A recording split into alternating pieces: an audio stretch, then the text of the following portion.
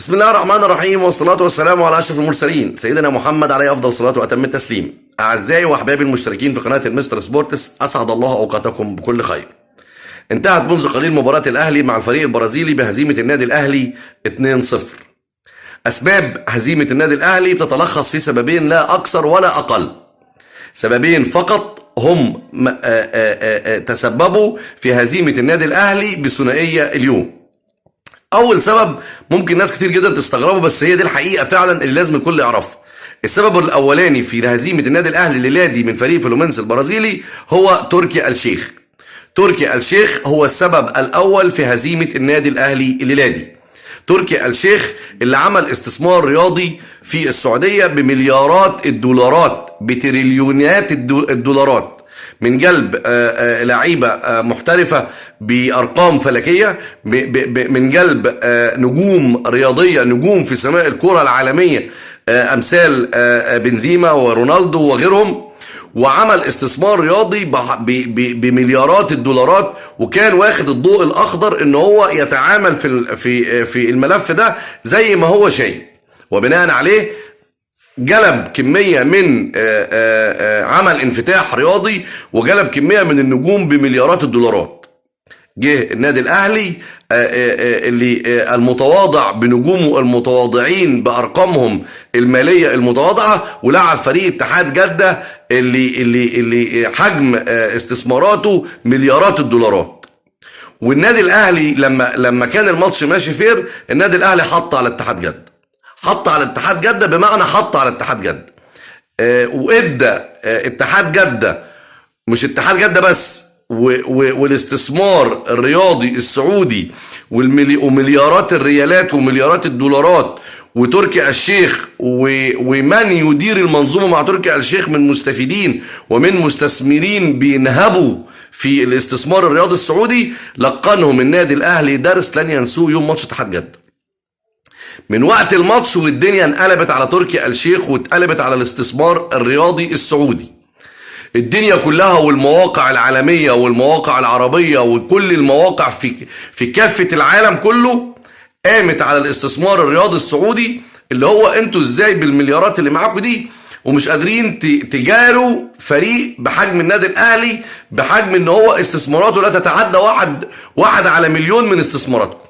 وبناء عليه لما الدنيا قامت بالشكل ده لدرجة ان الكلام وصل لمحمد بن سلمان شخصيا، وبناء عليه تم اتخاذ قرار بان النادي الاهلي لازم يبعد عن النسخة دي، لازم النادي الاهلي نبعده عن النسخة دي باي شكل من الاشكال.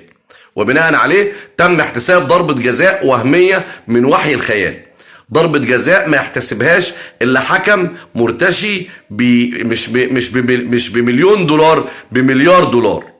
وطبعا ده مهما كلف تركي آل الشيخ واتباعه القائمين على المنظومه الرياضيه مفيش اي مشكله، عشان نحمي المنظومه اللي احنا بنديرها. طب هنحميها بايه؟ ان احنا نضحي بقى مليار دولار او اكتر من مليار دولار، مفيش مشكله، بس ان احنا نحافظ على الموقع اللي احنا موجودين فيه. لان النادي الاهلي لو فاز على الفريق البرازيلي النهارده كان ممكن تركي آل الشيخ ده يبعد عن الساحه نهائيا هو واتباعه. وبناء عليه تم اتخاذ قرار بإبعاد النادي الأهلي عن النسخة الحالية لكأس العالم في السعودية من يوم فوز النادي الأهلي على اتحاد جدة، ده قولا واحدا ولا يحمل أي كلام آخر. يبقى السبب الأول في هزيمة الأهلي الليلة هو تركي آل الشيخ وأتباعه وكل القائمين على الاستثمار الرياضي في السعودية، واللي قرروا من وقت فوز الأهلي على اتحاد جدة إن الأهلي لازم ما يكملش في النسخة دي، لأن الأهلي لو كمل بالمستوى ده وبالموقف ده هيأثر على مصالح ناس كتيرة جدا جدا، وهيبعد ناس كتيرة جدا جدا عن الساحة. واحنا طبعا عارفين النفسية اللي عند تركي آل الشيخ من النادي الأهلي، مش محتاجة ان هي لها تفسير يعني. فده السبب الاول الواضح القاطع اللي لا يقبل الجدال ولا يقبل الشك. يصدق بقى اللي يصدق، واللي ما يصدقش ما يصدقش، بس دي الحقيقة الاساسية في انه لازم الفرقة دي تبعد عن الاضواء. دي اول سبب. تاني سبب البروفيسير بتاعنا كولر، البروفيسير انا مسميه البروفيسير، ان انت فرقة مغلوبة 1-0 باقي 15 او 20 دقيقة، عندك امام عاشور، وعندك حسين الشحات، وعندك اكرم توفيق. الثلاثه كل ما الماتش يعدي، كل ما الوقت يعدي، مستواهم بينزل.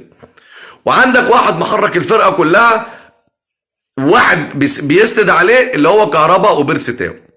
فالبروفيسير بتاعنا عشان يعمل يتعادل وهو مغلوب 1-0، طلع كهربا اللاعب الوحيد اللي كان متحرك في الماتش، وطلع بيرسي تاو اللاعب الوحيد اللي متحرك مع اللاعب المتحرك في الماتش. فطلع كهربا وطلع بيرسي تاو، ونزل كريم فؤاد، ونزل قفشه اللي في الثلاجه بقاله 18 سنه، وبدأ النهارده باكرم توفيق اللي في الثلاجه بقاله 15 سنه. فانت كان مفروض انت لو فرقه عايزه تتعادل، وفي مدير فني بيدير المنظومه، وشايف الوضع قدامه عامل ازاي، وشايف الظلم التحكيمي اللي بيقع عليك، بناء عليه ببساطه جدا جدا من غير اي تفكير هسحب حسين الشحات لو عايز اسحب، اكرم توفيق، امام عاشور. كهربا وبيرسي تاو دول محدش يقرب منهم. كهربا وبيرسي تاو دول هم المتحركين الاساسيين في المباراه قدامك. فبناء عليه نزل طلع بيرسي تاو وطلع كهربا، شكرا على كده. منزل رامي ربيعه، انا ما اعرفش منزل رامي ربيعه ليه؟ انت خايف من ايه؟ فبناء عليه كما توقعت، اقسم بالله انا متوقع ان ده هيحصل من بعد فوزنا على اتحاد جده، ومتوقع هزيمه الاهلي 2-0، لان كل الاحداث بتقول كده. يبقى تركي الشيخ واعوانه وكل القائمين على الاستثمار الرياضي، وجه كولر وكمل المنظومه، وكمل السبب الثاني. هارد لك للنادي الاهلي. النادي الاهلي فريق كبير، النادي الاهلي فريق عظيم، النادي الاهلي كل اللي احنا بنتمناه للنادي الاهلي انه الفير، انه يبقى فيه فير. وطبعا ده مش هيحصل طبعا طول ما فيه سبوبات، وطول ما الفير ده هيأثر على مصالح ناس كتير. تحليل سريع للي حصل، محدش من جماهير النادي الاهلي يزعل، فرقتكم بخير، فرقتكم زي الفل، لاعبتكم زي الفل، باقل الامكانيات احرجوا المليارات، وما طلعوش الا لما اتعمل عليهم كومبينه بالمعنى الادق. شكرا لحضراتكم، واتمنى التوفيق في اللي جاي ان شاء الله. سلام عليكم.